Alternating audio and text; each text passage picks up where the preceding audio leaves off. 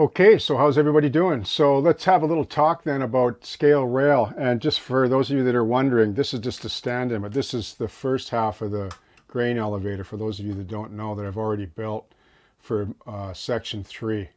And then of course the last one I built is the overpass here. And then this surface here, pavement surface I'm doing is for the next scene that I'm working on, with other little episodes in here and there in between that I like to talk about or share with you.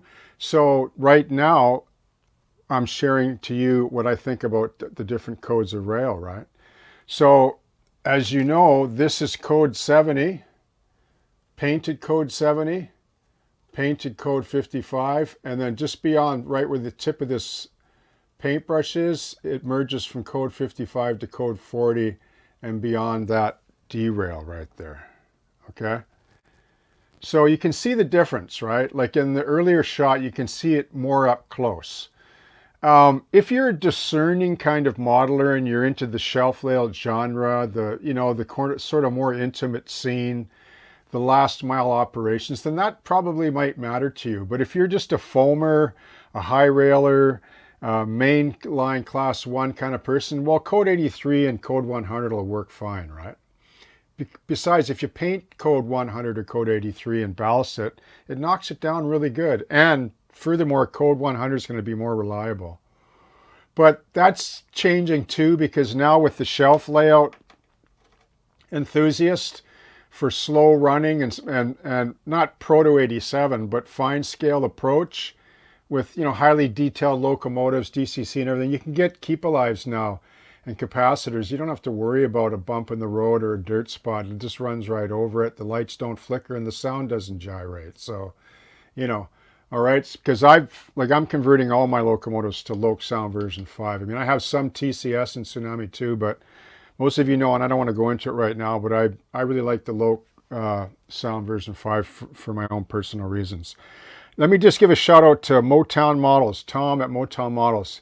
He sells these LEDs. They're fantastic. The warm white with lenses, I find, look the most prototypical for me.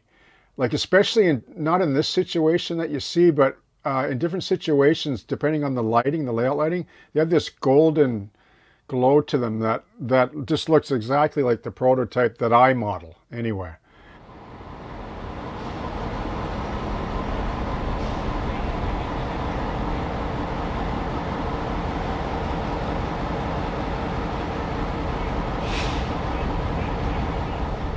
Okay, so Motown Models, Tom, really great guy, just a perfectionist, and he's got some neat stuff. Check out his webpage over there, and he's a really good guy to do business with. Okay, so you can see, right, that the code 40 here was just something that I wanted to do because I wanted a short section of track in the weeds. I mean, typically this wouldn't be used now. You wouldn't even see it because it's probably, 38 pound or 36 pound or something. But I think it looks cool for me. Like when I want to do a layover with a switcher, it just looks so cool crawling down through the weeds there and just parking, the loco, for a while and just as you're operating, right? It's just a really cool little added feature on the layout.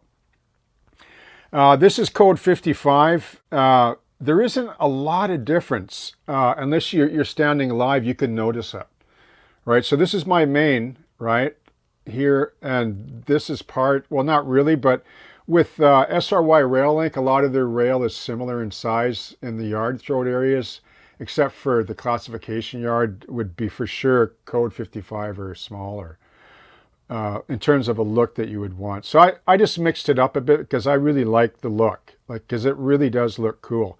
Now, you don't have to go 55, but if you go to code 70, it's really going to make a big difference even over code 83. And let me show you a piece of code 83, just so you know, unpainted, right? Okay, there it is. See? It's quite a bit beefier, right?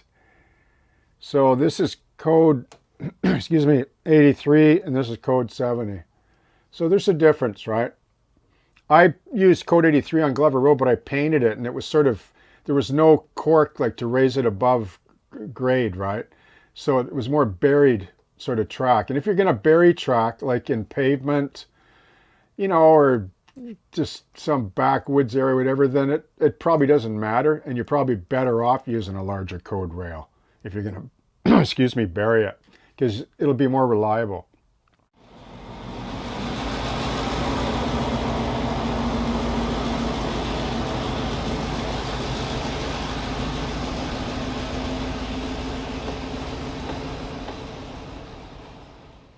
But I chose to go predominantly with code 70, so that's why I've done it.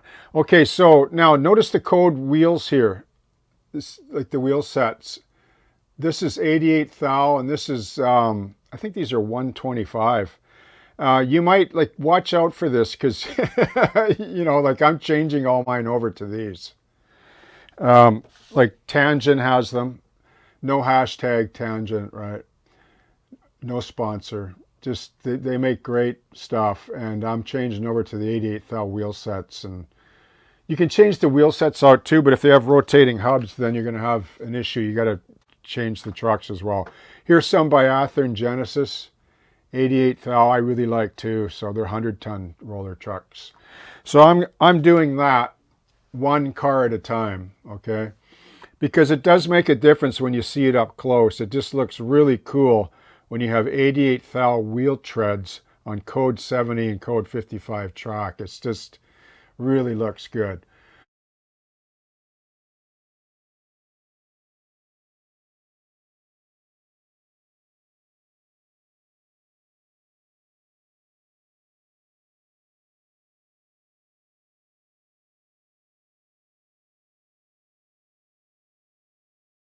All right, so I just wanted to share that with you. And then also one more thing I want to talk about, scale speed. Scale speed, right? Like how we run our trains, like most notably on the shelf layout. You know, we increase our operation time when we run at scale speeds, right? And it's going to be slower than you realize.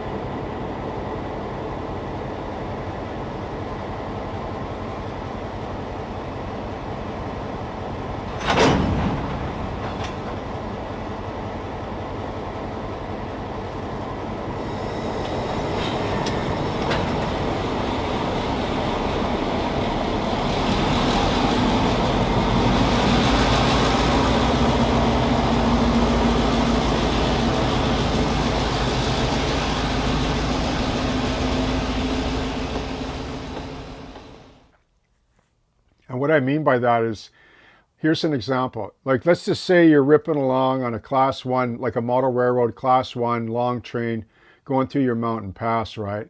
And you got your little electronic gadget and says, well, it says 55 miles per hour and that's the regulation, so it's scale. Not necessarily. You want to know why?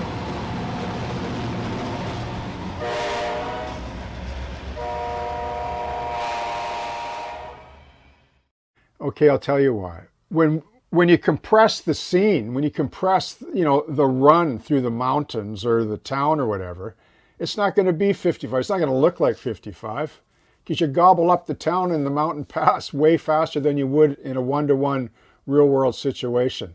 So that's something a lot of people don't realize. So when I run my trains, I run them a little bit slower even if I can than what you would normally think is appropriate for the scale, okay? So cheers, thanks for tuning in. It's model railroad season, and we'll talk to you soon, okay? Stay posted, feel free to subscribe, and I hope you have a great day.